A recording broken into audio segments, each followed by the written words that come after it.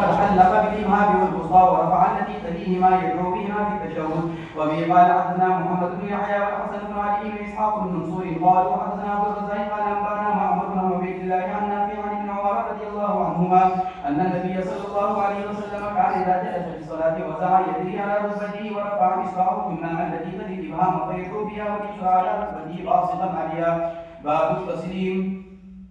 وبه قال حدثنا محمد بن عبد الله بن نمير قال حدثنا عمر بن عبيد عن ابي اسحاق عن ابي الاحمس عن عبد الله رضي الله عنهما ان رسول الله صلى الله عليه وسلم كان يسلم عن يمينه وعن شماله حتى يرى بياض خده السلام عليكم ورحمه الله. وبه قال حدثنا محمود بن غيلان قال حدثنا بشر بن سري عن مصعب بن ثابت بن عبد الله بن زبير عن اسماعيل بن محمد بن سعد بن ابي وقاص عن عامر بن سعد عن النبي رضي الله عنه ان رسول الله صلى الله عليه وسلم كان يسلم عن يمينه وعن يساره. وبه قال حدثنا علي بن محمد قال حدثنا يحيى بن ادم قال حدثنا ابو بكر بن عياش عن ابي اسحاق عن صله بن زفر عن عمار بن ياسر رضي الله عنه قال كان رسول الله صلى الله عليه وسلم يسلم عن يمينه وعن يساره حتى